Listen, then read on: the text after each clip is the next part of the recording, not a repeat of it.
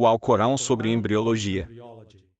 O professor Keith Moore é um dos cientistas mais proeminentes do mundo nos campos da anatomia e da embriologia. Ele é o autor do livro intitulado The Developing Human, que foi traduzido para 8 idiomas. O livro é considerado uma obra de referência científica e foi escolhido por uma comissão especial nos Estados Unidos como o melhor livro escrito por uma pessoa. O Dr. Keith Moore é professor de anatomia e biologia celular na Universidade de Toronto, em Toronto, Canadá. Em 2004, ele recebeu o prêmio mais distinto apresentado no campo da anatomia no Canadá, o prêmio J.C.B. Grant, da Associação Canadense de Anatomistas.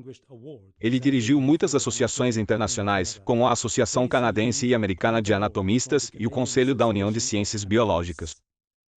He has directed many international associations, such as the Canadian and American Association of Anatomists and the Council of the Union of Biological Sciences. Vamos ouvir o professor Keith Moore sobre as revelações corânicas e as descobertas científicas modernas. Ele discute descobertas de há 100 anos, apenas recentemente confirmadas pela ciência. Na década de 90, o professor Streeter propôs um sistema para classificar embriões humanos. Seu sistema categorizou os embriões em 2 e 3 estágios baseados em diferenças de aparência. O sistema Streeter foi usado globalmente até a década de 1970, quando um sistema refinado surgiu.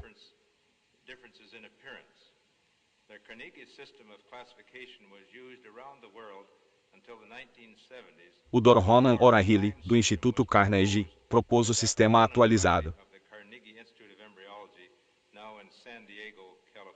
Estudos recentes do Alcorão e do Hadith revelam um incrível sistema de classificação de embriões. Este sistema, registrado no século VIC, alinha-se com a ciência moderna. Embora Aristóteles tenha fundado a embriologia, ele não detalhou os estágios do embrião de galinha no século IVAC. A partir de seus estudos de ovos de galinha, ele percebeu que o desenvolvimento ocorria em estágios. Pouco se sabia sobre a classificação de embriões humanos até o século IX.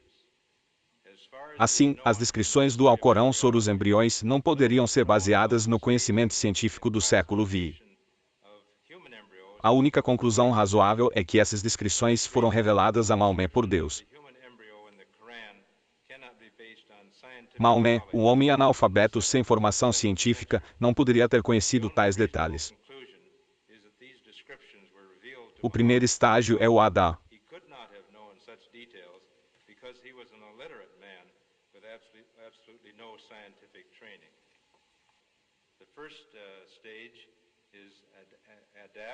Por favor, desculpe a minha pronúncia, isto é da Sura Tes. Ele é criado a partir de uma gota emitida.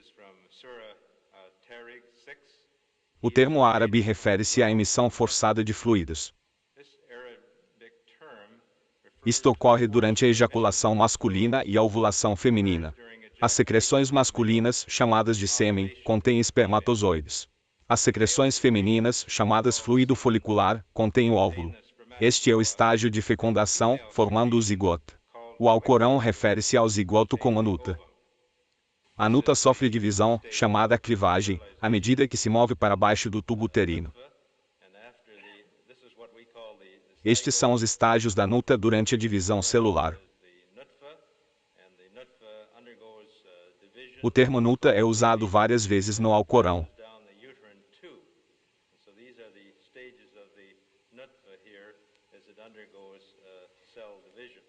Refere-se ao início do desenvolvimento humano.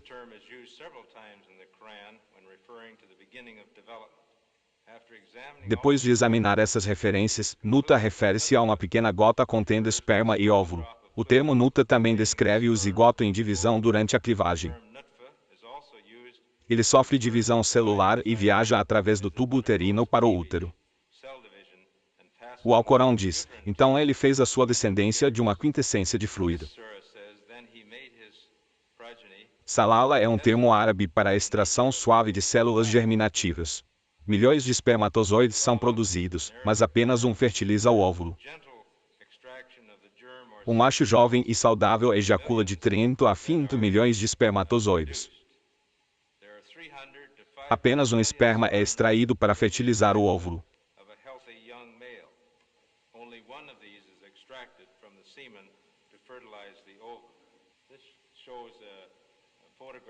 Esta foto mostra milhões de espermatozoides ejaculados, mas apenas um é retirado. Isso é sugerido pela palavra árabe sulala, que significa extração. Da mesma forma, no ovário, apenas um óvulo amadurece e é expulso.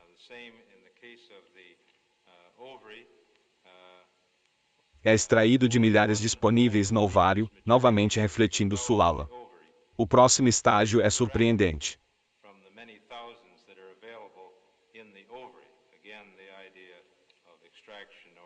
O Alcorão diz: criamos o homem de uma mistura de uma gota germinal. Amai descreve a mistura de esperma e óvulo durante a fecundação. O óvulo gira dentro do fluido que contém o esperma.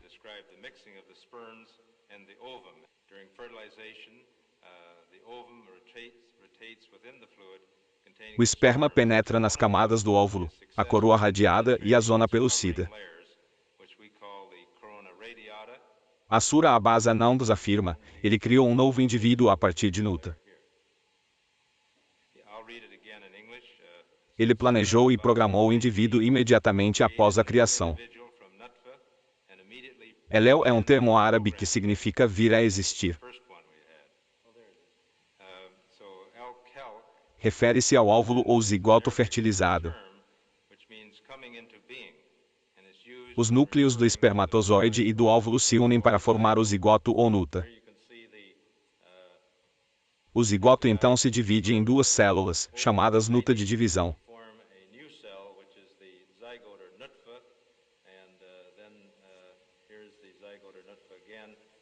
O próximo estágio é Euter, mencionado no mesmo versículo.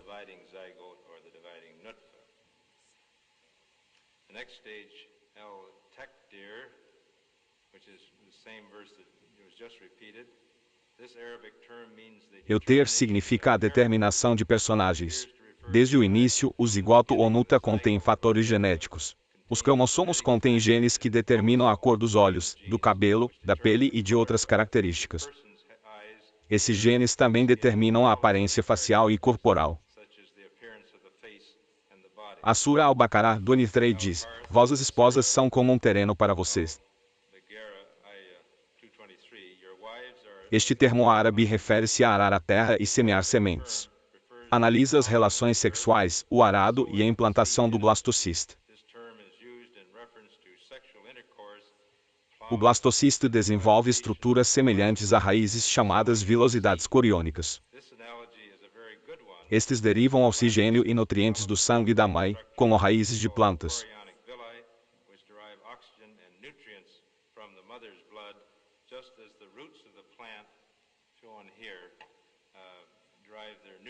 O próximo estágio é a ala.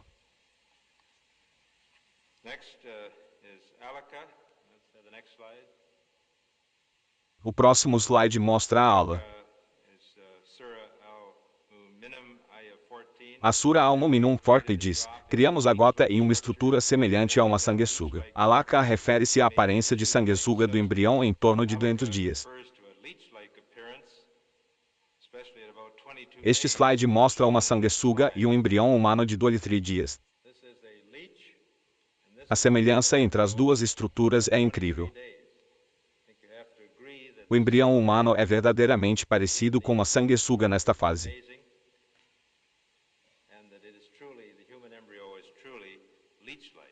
O embrião semelhante a uma sanguessuga liga-se ao saco coriônico. Incorpora-se no sangue materno e liga-se ao revestimento uterino. Este é o estágio muda. A Sura Al-Mu'minun 14 diz: criamos a gota em uma estrutura semelhante a uma sanguessuga. A partir disso, fizemos uma substância parecida com uma mastigação, visível durante a sexta semana. O próximo estágio é a alissa.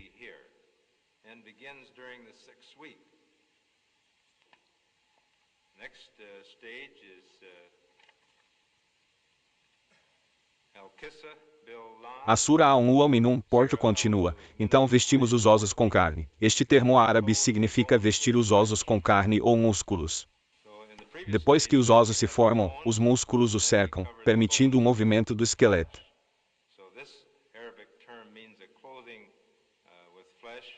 Este é o estágio final de desenvolvimento, chamado Elasha.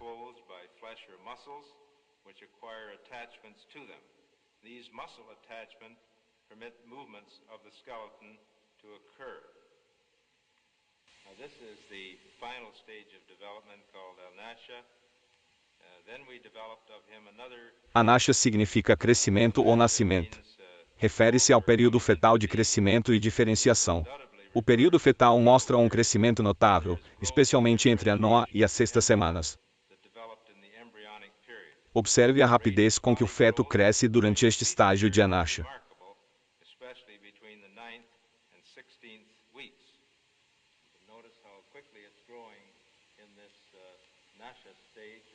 O próximo estágio é o Ukiah.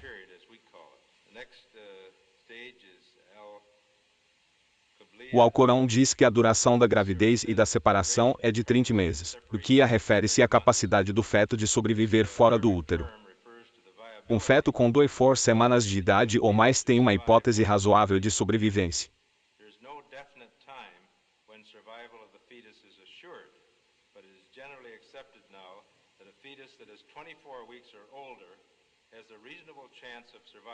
A sobrevivência de fetos com idades entre 2 e 24 semanas tornou-se possível apenas nos últimos 20 anos. Desenvolveram-se melhores métodos para cuidar de bebês prematuros. O período viável para um feto é agora de 24 semanas. Anteriormente era de 26 a 20 semanas, mas a incubação avançada permite a sobrevivência em 24 semanas.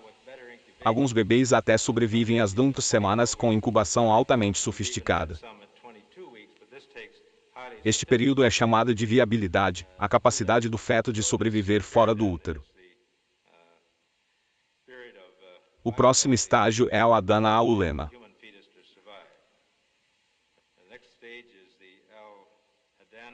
Este estágio refere-se ao desenvolvimento fetal final no útero. O feto poderia sobreviver se nascesse prematuramente, mas permanecesse alimentado pela mãe.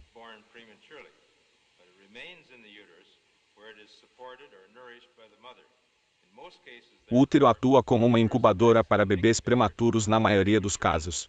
O ganho de peso nas últimas semanas é fenomenal à medida que o feto acumula gordura. O feto é gradualmente preparado para o nascimento durante esta fase. A Sura Abasa Nanduente afirma, de uma gota, ele o criou e o planejou. Então ele torna sua passagem fácil. Este termo árabe significa tornar a passagem fácil.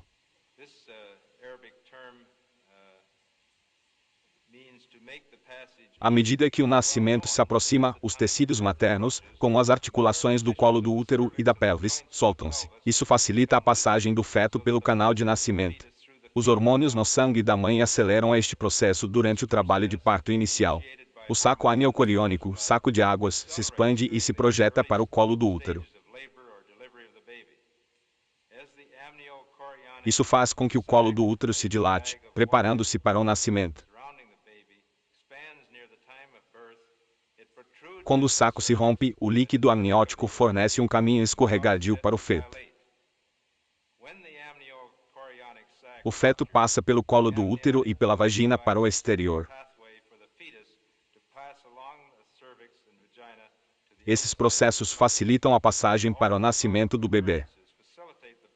Os estágios do desenvolvimento embrionário e fetal do Alcorão se alinham com a ciência moderna.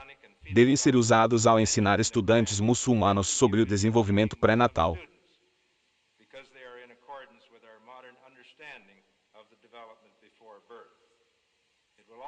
Médicos e enfermeiros muçulmanos podem explicar o desenvolvimento humano usando referências corânicas.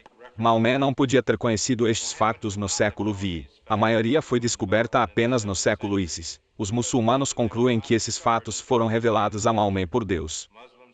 Deus sabe como nos desenvolvemos, vivemos e funcionamos.